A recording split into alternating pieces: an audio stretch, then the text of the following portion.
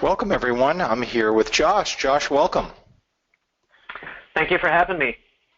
The pleasure is all ours. You've joined us on a huge milestone today, Josh, our 70th webinar. Can you imagine? That's pretty old even for a dog. But we're not going to talk about dogs today, although there is a lot of dog content out there that probably doesn't deserve to make its way to Forbes or TechCrunch or any of the other fabulous publications you've been able to publish in.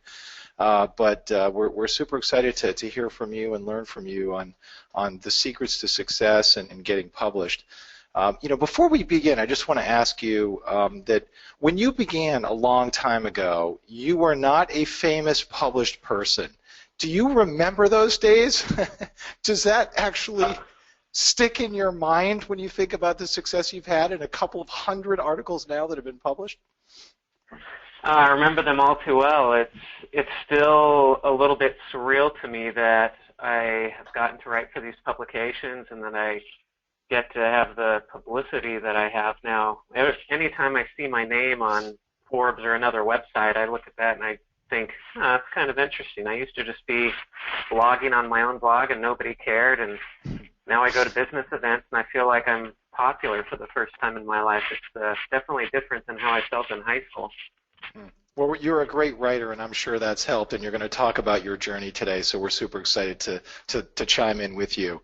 Let's go over a couple things before we begin. And first of all, this webinar, yes, this is being recorded for those of you that may be new to this fabulous series that we've been running for quite some time. We're going to be sending out an email probably tomorrow that will have a link to the recording as well as an opportunity to download the slides that Josh will be going over. I'm going to take the liberty to ask some questions myself right after Josh talks, just because I'm a curious cat and an inquisitive person, and I run a whole podcast series that I've done about 350 podcasts now, and I love asking questions, and I'll come up with some really good challenging questions, I can assure you, for Josh that will possibly stump him. I doubt it, but we'll give it a try. And of course, you would love it if you can tweet with us right on our famous symbol. And next, a little bit about me. I'm the founder of Writer Access. Most of you probably know that. I'm super excited to also be the chair of Content Marketing Conference. Josh is one of our 30 speakers this year. We're honored to have him as a new speaker for us this year, and the show is really shaping up. We have 4 keynotes and great presentations. I have warned Josh, do not reveal all of the secret sauce that you'll be revealing at Content Marketing Conference in today's webinar. So he's been in tune with that request.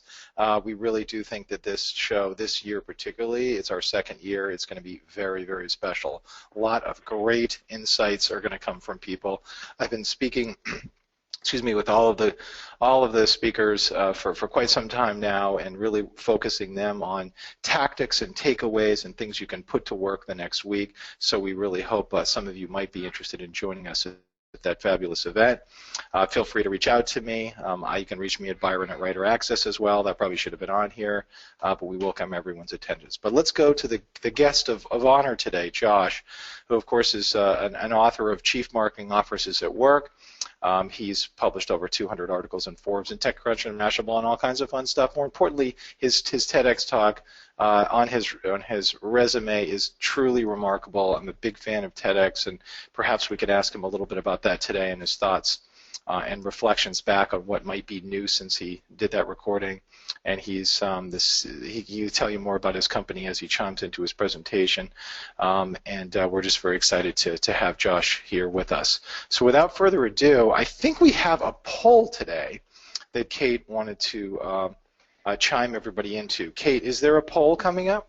Yes, there is. Hi, everybody. We do have a quick poll. We'd love to get to know you a little bit better. So our poll question today is, what's your biggest obstacle to getting your content published in top sites like Forbes or TechCrunch or Mashable? So this is, I don't know how, or I don't know who to pitch. Your pitches get rejected. You don't have a writer or time to write. Maybe you're not sure what to write, or you don't know what publications are the right ones for you. So I see results coming in, and about half of you struggle to find out how or who the right person to pitch is. So I'm going to close the poll since most of you have voted and share the results so you can see where you fall. So like I said, about 50% of you don't know who to pitch or how, and the rest of you kind of maybe fall equally in one of the other 4 options. So very interesting. Josh is taking note of that and will hopefully provide some great answers to help solve those problems. By the way, Josh, did we like fail the exam here on that quiz? just curious. 53%. I don't know who or how to pitch. Okay, is that common? Do you hear that quite a bit? Yeah, that is really common. And when I've spoken at other events and I do presentations and talk about contributing to these publications, that's usually the first question that people come up to me with is they say, oh, I want to get in these publications. I just have no clue where to start. I don't know who to talk to. I don't know even what publications I should be targeting. So, yeah, that's kind of the first natural question people have. Why don't you go ahead? Let's see. Do you have the presentation queue, or do you want to ask for it? There we go. Got it there. So, Perfect. All right. Let's jump in here. So, how to become a contributor to Forbes, Mashable, TechCrunch, and anywhere else that you're interested in contributing to. So, to start with, I want to define these terms, contributor versus writer. So, a writer, in the way that I'm talking about it, is somebody who gets paid to write for a publication. That's their full-time job. That's what they do. And specifically with Forbes, they're kind of strict about this. They tell us, don't refer to yourself as a writer for Forbes. So the writers who get paid, who have the full-time job, they're referred to as a staff writer or a writer.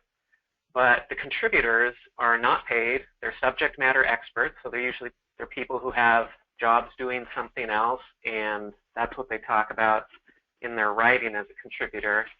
And we are ordered or told to refer to ourselves as contributors or columnists, but not as a writer. So when I say writer, I'm talking about staff writers. When I say contributor, I'm talking about knowledge experts or thought leaders or people who are just experts in their field who they get to write for Forbes or these other publications.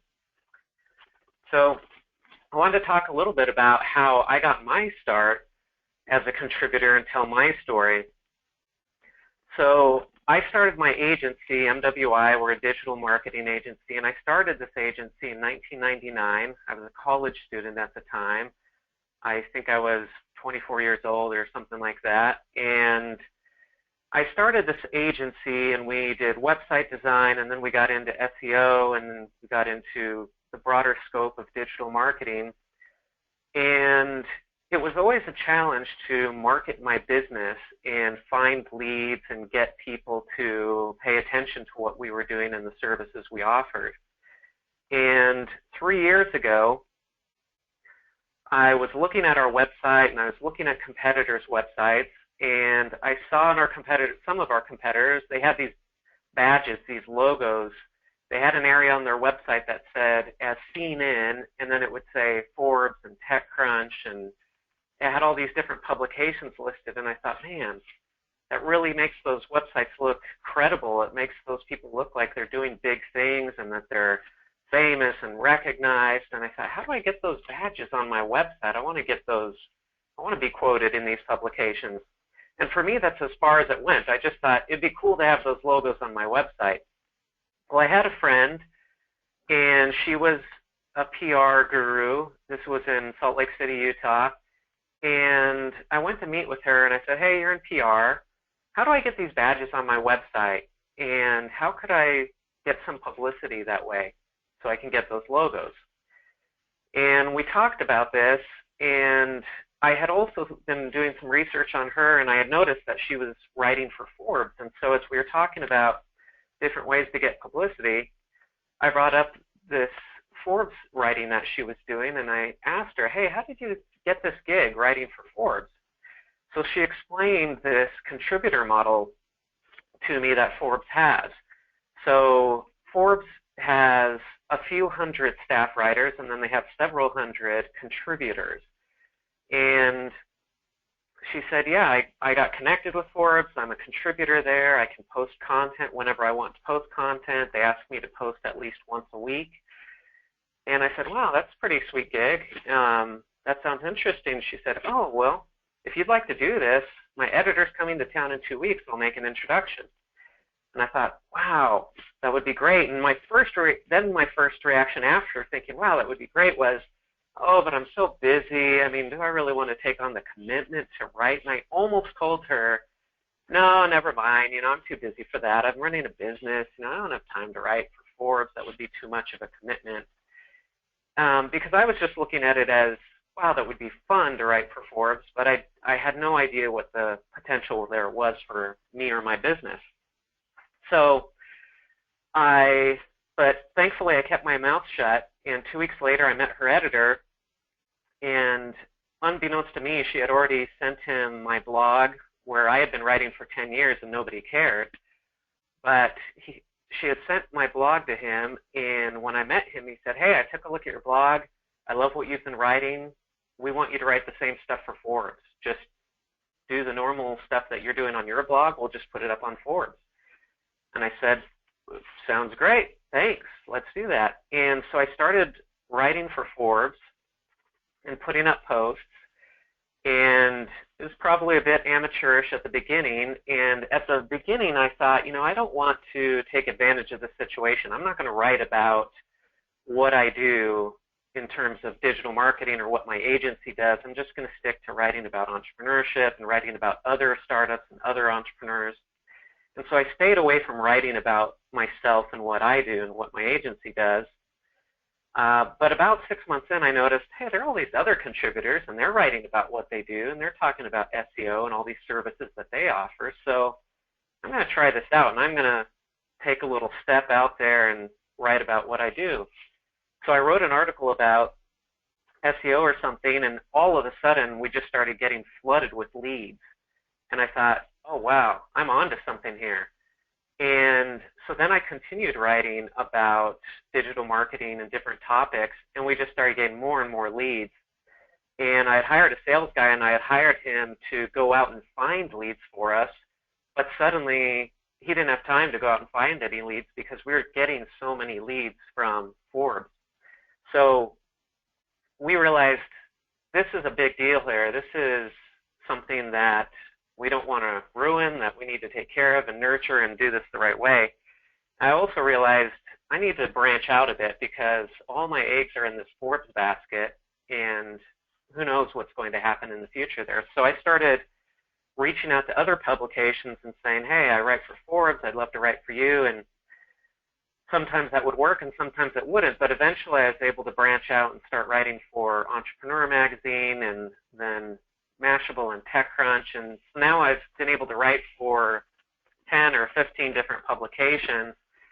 Some of my content has been syndicated on Time Magazine, and it's just took off, and it became this huge opportunity, and it's led to paid speaking opportunities. It led to a book deal. I have a book coming out in April or May this year, and one of the biggest rewards has been that I've been able to meet some amazing people as a result of this. So I started writing for Forbes right before I moved to Hong Kong. That's where I'm based right now. And when I moved here, the economic development arm of the government here in Hong Kong found out that I was writing for Forbes, and nobody else was really here in Hong Kong writing for Forbes. And so they started inviting me to all these events, and they would connect me with celebrity business people who were visiting, and so I would get to interview these high-profile people, and it was just surreal again to be sitting down with these people and talking to them and thinking, a year ago I was just some nobody blogging on my own, and here I am, I'm sitting here and I'm interviewing Tim Draper or some other big-name business person, and I'm with Forbes, and somehow this is all normal. It was really strange, but it was a blast. So that's a little bit about my story. Now, enough about me. Let's talk about you. Let's talk about how do you get your start doing this, or how can you work towards this? For me, it was luck. it just fell in my lap. I had the right connection at the right time. But you can make this happen. So let's talk about how you do that. So let's talk about 5 steps to become a contributor. So step number 1, pick your niche. And what one of the Forbes editors said that stuck with me is he said successful writers at Forbes, successful contributors, I should say, successful contributors at Forbes, they choose a dragon to slay, and then they go out and they slay that dragon every day. It wasn't supposed to rhyme, but it did. So the idea being, if you want to be a successful contributor, become an expert in one thing, focus on that one thing, and become known for that one thing. That's how people end up following you. If you're writing about anything and everything that occurs to you, then you don't have any focus, and then people don't know what they're getting when they follow you or they subscribe to the content you're writing. And when you're pitching an editor to become a contributor, you want to have that tight focus so that they know, if I bring this guy on as a contributor, this is what he does. He has this niche. And the way you find your niche is you don't go for something broad like marketing or accounting or leadership. That's too broad to say, oh, I'm a marketing expert. You want to intersect with some other interest that you have. So perhaps you're an expert on legal matters and you're also an expert in marketing. And so there are a lot of people who are experts at marketing. There are a lot of people who are experts at legal matters. There aren't that many people who are experts at both the law and legal matters. So think about the different interests that you have and how those intersect. And it might be 2 interests that oversect, or it might be 3, or it might be 4, where you can say, you know, I'm the only person who really knows a lot about this topic A and topic B and topic C. And that becomes your niche. So pick that niche, decide what it is that you're passionate about, that you really know about, that hardly anybody else knows about, and that becomes your niche that you focus on. Number 2, then you say, now that I've got my niche, what's the pub that I'm going to focus on? So let's say that your niche is actually Internet of Things startups in China. So that's a pretty niche-y niche. So if that's your niche, then Entrepreneur Magazine is not where you're going to go, because Entrepreneur Magazine actually focuses just on entrepreneurship and startups in the U.S. It's a very U.S.-centric publication, so they wouldn't be the right fit. Probably Wall Street Journal is not going to be the right fit either. Not that they wouldn't ever cover that topic, but they're probably not going to bring you in as a contributor just to talk about that topic. Fortune, probably also not a match. Mashable, yeah, they might cover that a bit. Forbes, definitely, that's somewhere that you could become a contributor on that topic. Huffington Post does everything, so that would be an easier one. And TechCrunch, yeah, they definitely cover Internet of Things startups in China. So you want to find the right publication that fits what your niche is, and not every publication is the same. They have different focuses. For example, TechCrunch likes to break news about new startups. So that's a big thing for TechCrunch.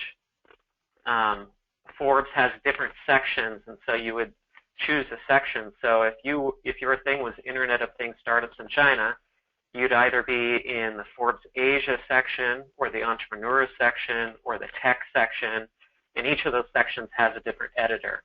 So again, pick your pub, and then you would also kind of pick your editor or that section of that publication, maybe where you would want to target. So the next step is you want to really put yourself in the shoes of editors, because it's the editor that makes the decision as to whether you become a contributor at a publication. Editors are underpaid, they're overworked, they're juggling 200 things at once, and understanding this is key because they don't have a lot of time to spend on figuring out if you're going to be a good fit for them. So you've got a really small window to show the editor that you understand where they're coming from and that you're going to help them do their job. So what editors want is they want writing that is correct, because they don't want to be correcting typos and spelling errors and grammar mistakes all day. So if you send them something and it's got mistakes in it, or you set up a blog and you're showing them your writing and there are all sorts of mistakes or errors in there, they're going to look at that and say, ugh, this guy's going to be a lot of work.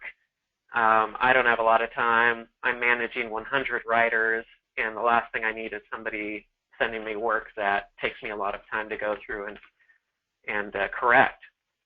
They want writing that's interesting, something that people are going to find compelling, that they're going to be excited about, that they're going to share, because the editor is getting rewarded based on how compelling the content is that's in their section that they oversee, and how much that content gets shared, and how much that builds up the publication. So it's got to be something that's interesting. And it's got to be content or writing that's appropriate, that fits what that editor is over, what they're responsible for. So step number 4 towards becoming a contributor is you want to start writing.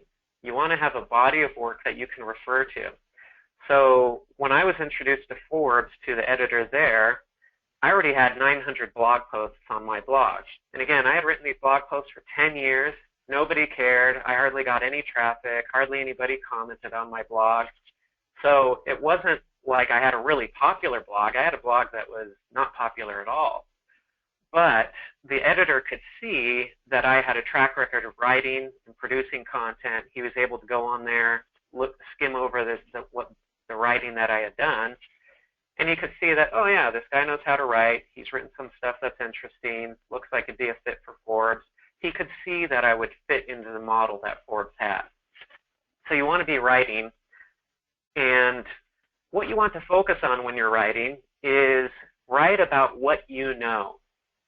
This might seem like common sense, but a lot of people get an opportunity to write, and then they try to write about things that aren't really their area of expertise. They try to write for somebody else, or as though they were somebody else, rather than focusing on what they know. And the thing is, there are a lot of people out there who are really good expert writers and who can cover other topics better than you can.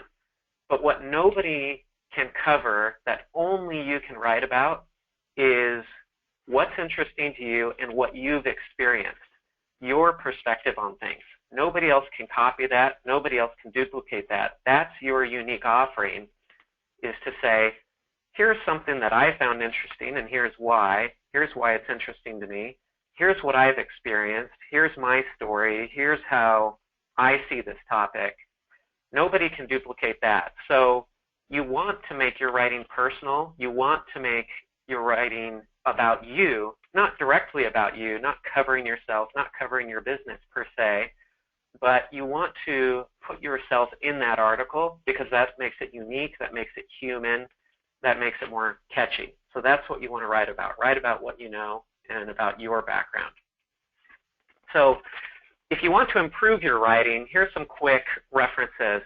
So copyblogger.com, amazing website, lots of great advice about how to write better, how to write great headlines that will catch people and make them want to read the rest of your content, how to structure your content, how to format it, how to make content that's shareable. There are just all sorts of great resources on Copyblogger. It's one of my favorite writing websites. I love copyblogger.com. One of the books that I love that I refer to everybody is Everybody Writes by Ann Handley. Ann Handley is one of the foremost content marketers out there, and she came out with this book, I think, about a year ago. And it's just a great book on how to write and the basics of writing and what the rules are that you should keep and what are the rules that you should break. So that's a great book. One of the other books that is one of my favorites is On Writing by Stephen King. Yes, that's Stephen King. I don't really like Stephen King's other books, his horror writing and stuff, but this book is fabulous for anybody who writes. And it doesn't matter whether you're interested in writing fiction books or magazine articles. This is a great book about writing. It's also a great biography and it's really interesting, but his writing tips towards the end of the book are just fantastic. So if you want to improve your writing, these are the first places that I would go. So where to publish? So as you're writing, this is before you become a contributor, but as you're producing this writing that you're going to use to pitch editors, first you want to set up a blog.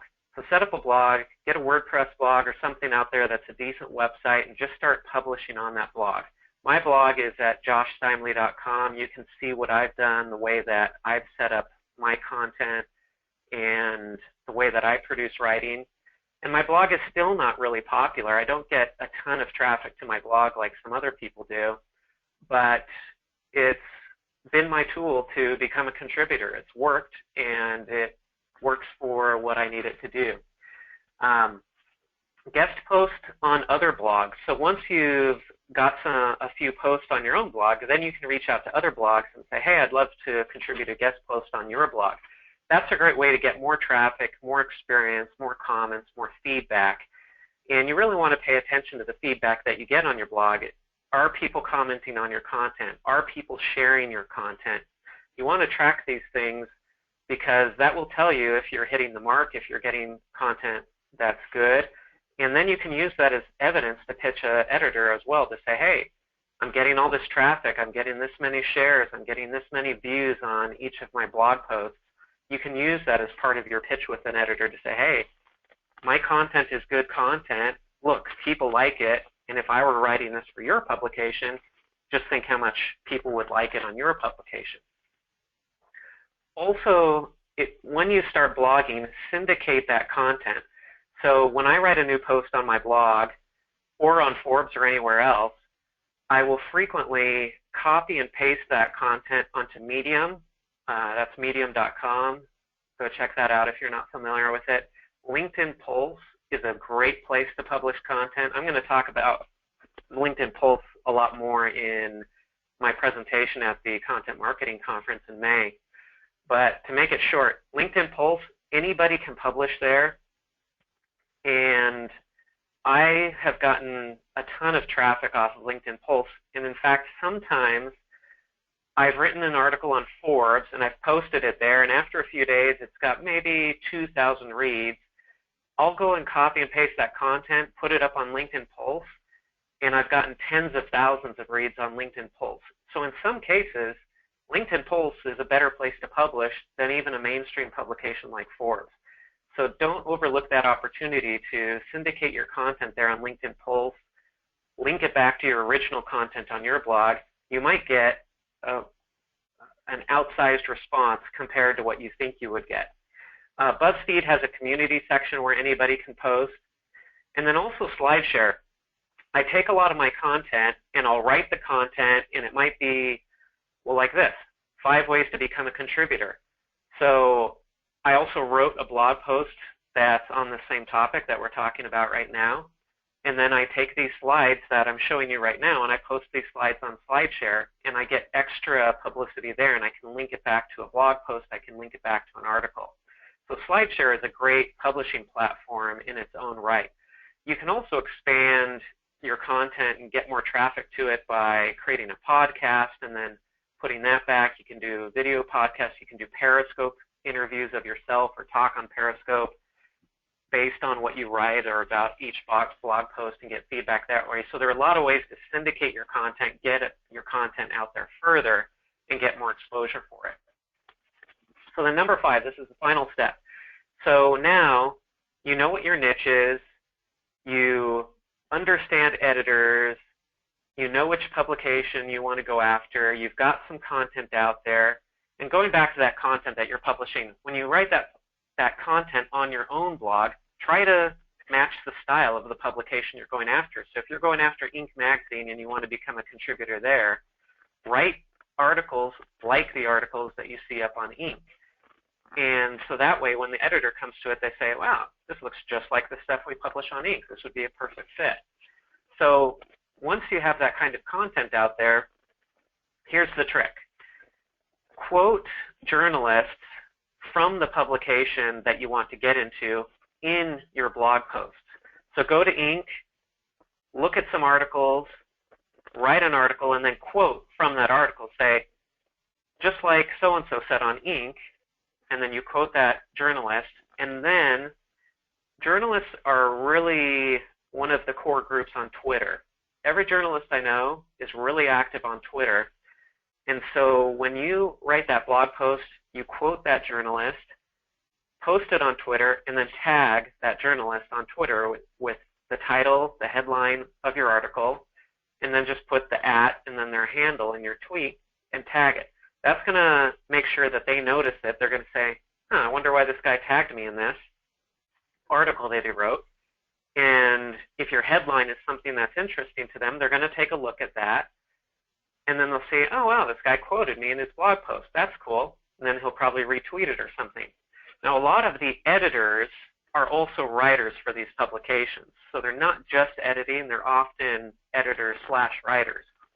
So if you tag these editors where you want to become a writer and you're quoting them in your article, that's going to get their attention. They will read what you've written, and if they like it, then they'll reach out to you, and you might become a contributor without ever having to directly pitch to the editor, just because they'll come to you because you've tagged them.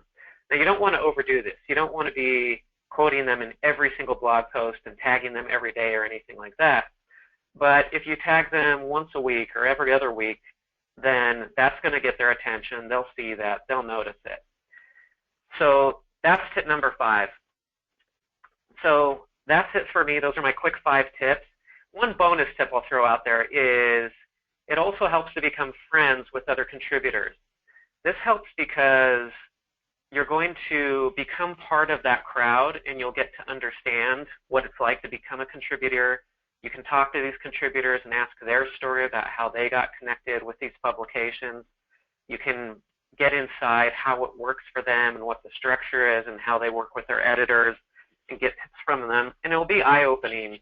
There will be things that they'll say to you that you'll think, oh, I had no idea, I didn't know that. And then once you know that, that just makes you that much more prepared to be a contributor for that publication. So that's a quick overview. These are my suggestions. This is what I would do if I had no connections. I just wanted to become a contributor, but I didn't know where to start. This is how I would get started. This is the way that I would recommend that you do this. So with that, I'll turn it back over to Byron.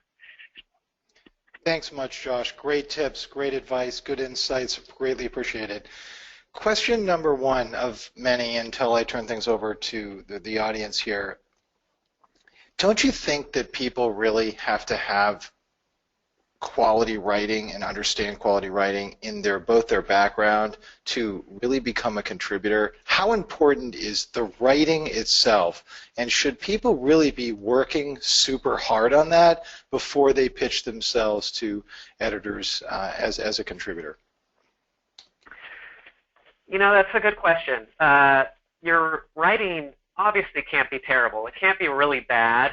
And if you don't like writing, then being a contributor is probably not the thing for you. I love writing, and so for me this is a great fit because once I started contributing, I said, wow, this is my calling. This is something I love doing, and I love writing even if nobody reads it. So for me it was a great fit. But I was not such a good English student when I was in school. I was terrible at grammar. I did bad on all those grammar tests and all that stuff. I still don't know all these terms. I mean, even simple things like adverbs, I have to go to my wife and ask, what's an adverb again? I mean, I don't know what these things are. When I write, I just write what sounds good to me. And I do a lot of reading. So I think the thing that helps me most as a writer is that I do read a lot. And so as I'm writing, I just think, yeah, that sounds right or that doesn't sound right. And I write what just sounds right to me. And I break all sorts of rules. I start sentences with but or so or and. I don't correct my grammar very much. I mean, I think most of what I write is fairly correct, but I break a lot of rules and I do things that you're not supposed to do that would get marked red all over if I went back to 9th grade. But that doesn't matter so much with this writing. It's really about, does it flow? Is it interesting? Is it natural? And as long as it reads well, then that's really what matters. So you don't have to be this finessed writer who has really great skills at writing the exact correct English way. Really, you just need to write in a way that's interesting to people. And that's where the blogging comes in, is that it gives you some practice with that, and you start developing a feel for how a post should flow and how it's interesting. But I don't pay attention to really any rules. I just think, okay, I'm going to write a good intro that will draw people in. Then I'll give them some of the meat. Then I need to have a good outro that kind of wraps it up and sounds good at the end. But I keep it pretty simple. You overcomplicate things, you end up with writer's block, and you can't get started, and it gets hard. So on the one hand, yes, you need to be a good writer. You need to be able to write stuff that's interesting. On the other hand, you don't need to be a real technically good writer in the sense of having all those grammar rules and all that straight. How important is topic selection? For example, are you choosing topics that might be what I call essentially contested or potentially controversial or wonderfully insightful in trying to craft something that no one's ever thought of before about this topic? How important is topic selection to closing the deal with a potential editor? It depends on the editor. It depends on what they're looking for. If you're pitching the entrepreneurship section editor at Forbes, then controversy is not necessarily what they're looking for.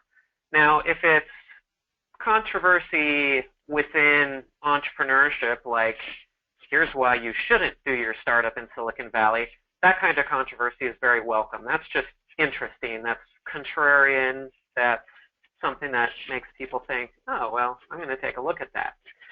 Now, if you get into politics or things that are really controversial, then you can get to an edgy area where you may or may not be safe.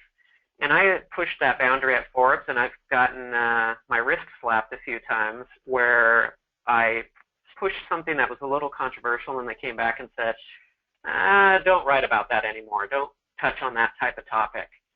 And so you really need to get to know your editor and get to know the person you're pitching to know if that's what they want you to touch on or not. On the other hand, controversy generally gets shared. It generally gets read because people have opinions about it. And if they feel strongly about it, then they'll share it. My most popular article on Forbes was an article about net neutrality, and I wrote about how I was against net neutrality legislation, and my title was, Am I the Only Techie Against the Net Neutrality? Well, that's been viewed something like 200,000 times, and that article got me on national radio and national TV because apparently I am kind of the only guy out there who's into technology and against net neutrality. So taking that kind of contrarian stance or controversial stance really resulted in a lot of publicity for me. So again, you have to get a feel for that and what your editor wants you to do, but yeah, it can be helpful at the right time.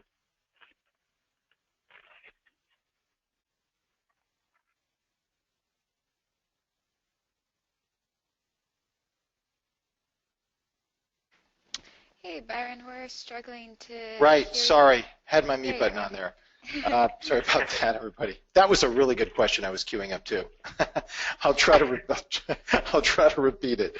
Tell us a little bit about insights into editorial calendars, how important that is. You talk a lot about getting to know the editor. Imagine we're brand new at this. We don't know editors. We don't have a vision with what they want. Are you looking at perhaps other articles and perhaps drawing attention to make your pitch initially that, hey, I saw you did an article, you published an article like this, and I thought it fell a little bit short. I've got a new twist on that, but hey, please let me know if you have any, any interest in having me write for you on any of these topics that I'm an expert in. Is that how it goes? Is that the right debut? Are you connecting with them? You're certainly not sending out a forum letter that's like, hey, I would love to write for you. I mean, tell us about that personal connection with a prospect editor. And are you going back and reading a lot of what's been published in that publication to really get to know it and arming yourself with the type of voice and style that you think might work? Tell us about that relationship with the editor.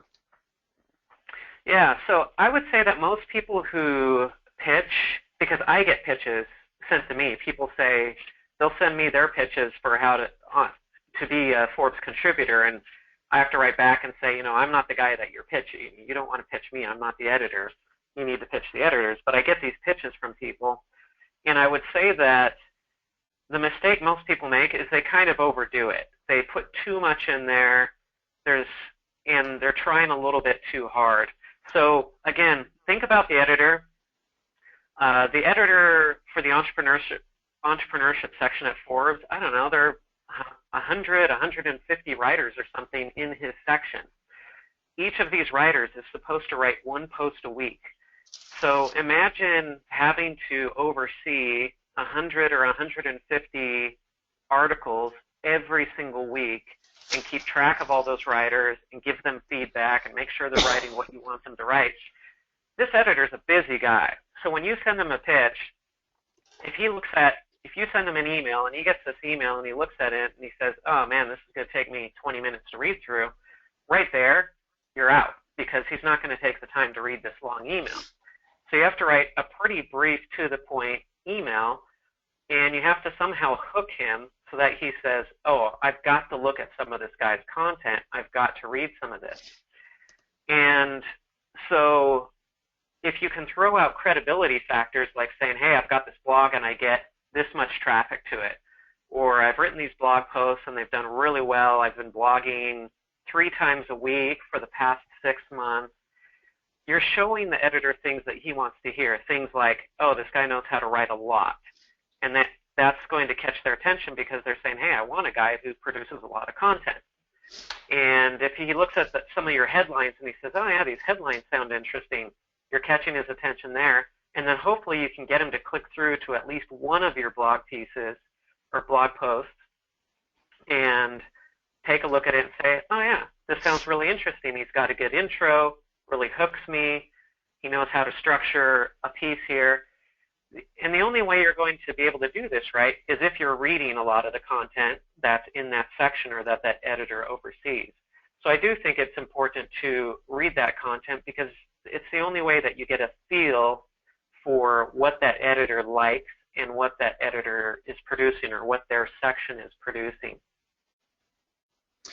I'm going to take off my selfish hat and let the audience fire some questions at you for you. We've got so many amazing questions. I want you to try to offer some speed answers for these if you could. Sure. And that'd be great. Do you pitch your, here we go, let's see. Do you pitch your editor based on topic or do you need to attach a complete piece first? So this is different for different publications. With Forbes, I don't do any pitching. They give me direct access to the website. I have my own login, and I create the article. I post the article. The article goes live before an editor ever sees it. So any editing that happens is post-publication. It's after the fact. With other publications, it's different. So with Mashable, for example, I have to pitch every time I write on Mashable as though I were writing a new piece and I had never written there before. So every single time I have to send that to the editor. I get feedback from the editor. The only difference between now and the first time I wrote for Mashable is now the editor at Mashable knows who I am, and so she'll actually respond to my emails and give me attention because we have a relationship. But I have to send my content to Mashable and then they publish it, whereas on Forbes I have direct access to their platform. So it just depends on the publication whether you're going to pitch the editor and work with them on the article or if you're going to just send it in and they just take it as it is. Entrepreneur Magazine, for example, is a little bit in between. They have a platform. I go and I post my article, but then it gets reviewed by the editor. They usually make some edits to it.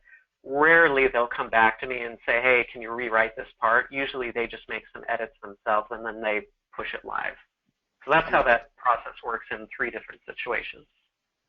Well said, but too long. You only have like 15 seconds to answer these questions. All right.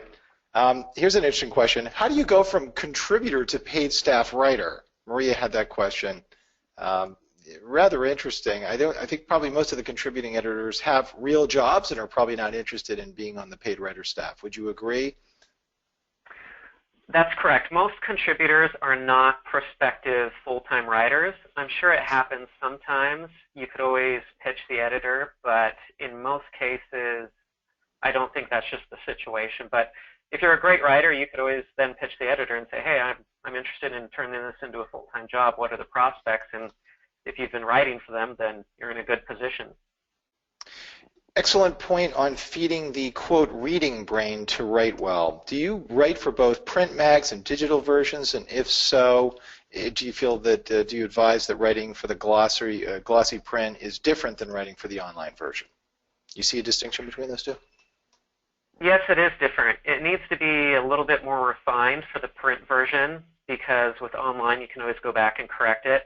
99% of my writing has been online and has not made it into print, but every once in a while something will make it into print.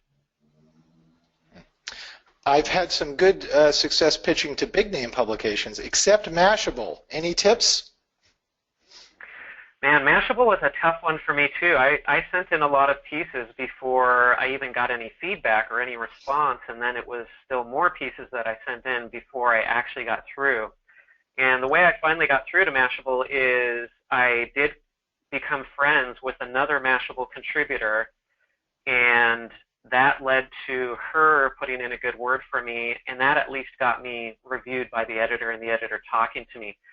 I still didn't get my first piece accepted after that, but I was able to start a dialogue with Mashable that way that led to finally a piece being published there. But yeah, they were a tough nut to crack.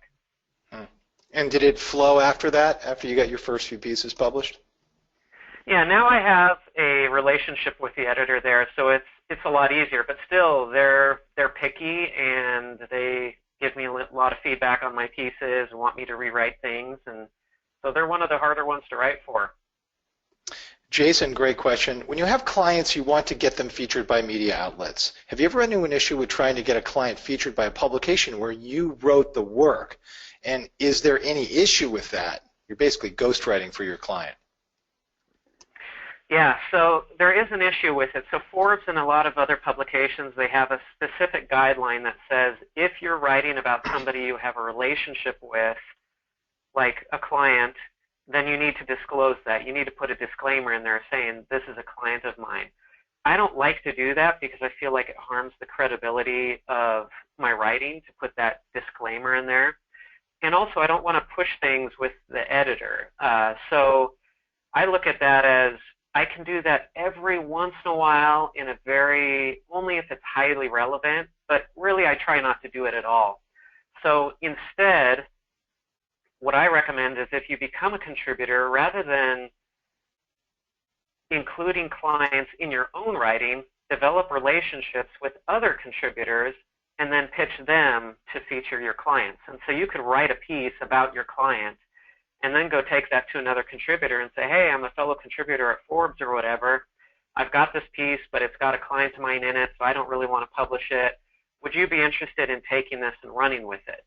And because you're a fellow contributor, they're probably going to listen to you, and they'll be more open to that. And so that's the way that I would use that position as a contributor to get coverage for your clients, rather than doing it directly yourself.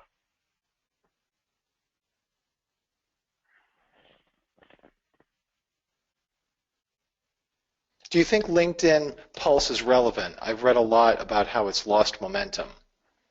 Melissa. It's relevant for me. I published something on there a month or two ago, and it got 80,000 views. So for me, that's all I care about is, am I getting a lot of traction out of it? Am I getting publicity from it? Am I getting traffic back to my blog from it? And it does that for me, so I find it to be very relevant for what I'm doing. In terms of the larger scope, I don't know, but it sure works well for me. Super question here by Mergem. Great name, by the way. I am a content marketer for my company, and I'm constantly write on our company blog. Can I use my own personal blog in tandem with the company blog to pitch an editor? Yes, definitely. Any writing that you do, you can use to pitch an editor. So whether it's on the company blog or it's your personal blog, you can send that to an editor and say, hey, here's the writing that I've done. Even if you're ghostwriting for somebody else, then that's a way to get in as well. So here's another bonus tip, is approach contributors and say, hey, I'd like to ghostwrite some articles for you. A lot of contributors are really busy. They would welcome the help, and if you can help them with research or writing, then you can do that work. You're not going to get your name on it, but then you can pitch that to another editor and say, hey, I helped out as a ghostwriter on these pieces, and these are published pieces that are in these publications, and so you can use that as another way to establish your credibility and your chops as a writer. Another question here related just to that. If you're ghostwriting blog posts, can you also post the link on your blog? And I assume Jenna means, say, her personal blog or something like that. That's tricky. We'd love to hear your answer on that. Yeah, this just depends on who you're ghostwriting for and what arrangement you have with them. You don't want to burn that bridge. So if somebody were ghostwriting for me, I would probably say, no, I don't want you posting anywhere else that you wrote this article. And the way I work with ghostwriters, when I have worked with ghostwriters, is I take what they write as a rough draft and then I rework it. I turn it into my own voice and modify it so that it's my own piece. But yeah, I don't want the ghostwriter then taking that and publishing it and saying, oh, this is my own content that Josh put his name on. So yeah, you would have to manage that relationship with whoever you're ghostwriting for as appropriate. We had a good question here. I'm going to take a stab at answering this one for my own personal self-promotion of writer access. The question was, and so I'm footnoting this, everybody, brace yourself. Can we chat about ghost bloggers and how to select one? So obviously, Writer Access, we have a lot of writers. We just launched something kind of new on the front end of Writer Access that you might find interesting. We call it a writing contest. We've been doing this for a long time with our Plus service customers when we first onboard them. And what we're doing now is we're encouraging a customer to run a test, basically, and they'll take the same, say, blog post. They'll run it with they'll post it to 3 different writers that we help them select. By default, we make them give feedback to each of those 3 writers to adjust the tone and style accordingly and give them some feedback. They then end up picking one winner, which they pay for. We pay the other 2 writers, but we think this exercise is really quite interesting and quite revealing to find a writer with the tone and the style and the execution ability that you're looking for. There are many subtleties and factors. It's a simple tip, but what are your thoughts on that, Josh, and what's your answer to that question? Can we chat about ghost bloggers and how to select one? I think I'll have to try that out. That sounds pretty interesting. I'll go sign up. Yeah, it's using a ghostwriter or a ghost blogger or somebody else can be tricky because you want your writing to be your own writing. You want to establish a voice and a tone. And so if you're going to work with somebody else, you have to figure out how that's going to work for you and how you're going to manage that. I would say out of the 200 plus articles that I've written, I've had help on perhaps 10 of them. So most of my articles I've written completely by myself. But in some cases, I might have set up the topic for the article and then I had somebody do research or come up with a rough draft, or maybe I interview somebody and then I send the transcript to somebody and I have them type it up and take out the most interesting parts and kind of structure the article around the interview that I've done. But it's something that once you become a contributor and if you start branching out, you almost have to figure out some way to bring other people in to help you because you have so many opportunities to write and you need help. You just don't have enough time to do it all yourself. And so that's the position I find myself in, that I've got 10 publications that I want to crank content out for, but I can't write 40 articles a month. So I have to have help to get my volume up. So it's something that I'm trying to figure out myself right now. I've experimented with different ways to do it, but it's something that takes some time and you've got to work it out. It's not something that you're just going to go find somebody to ghostwrite for you and it's just going to work instantly. You're going to have to develop a relationship with that person, train that person, and work it out. Writer Access to the rescue. Okay. Yeah. How long do you spend writing your weekly Forbes post?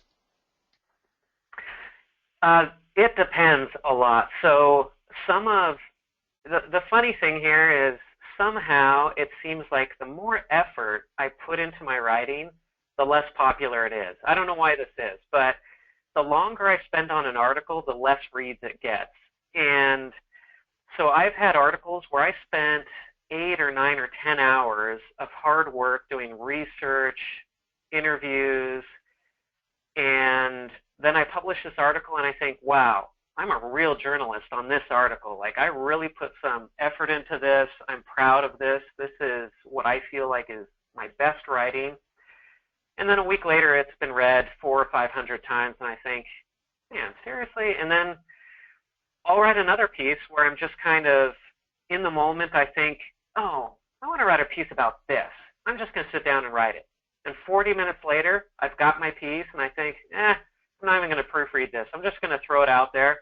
And I throw it out there, and that becomes the really popular piece that a week later it's got 50,000 reads. And I think, all right, so the 40-minute article got 50,000 reads. The 10-hour article got 500 reads. What am I doing wrong here? But that's just the way it goes sometimes. You can't always predict what's going to be popular. But for some reason with me, it seems like my natural emotional writing where I just throw stuff out there seems to do a lot better and connect better than the well-researched pieces that I do.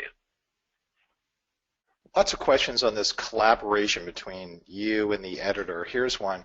How should we follow up if we don't hear a response, and how far out should that follow-up take place for a pitch, obviously? The follow-up should be 5 to 7 days. If you follow up after 2 or 3 days, then the editor sees your next email coming in and says, uh-oh, I've got one of these people who's going to bug me a bunch. And then they'll just start ignoring you. They just tune you out. They turn you off. So you don't want to follow up too soon. 5 to 7 days is reasonable.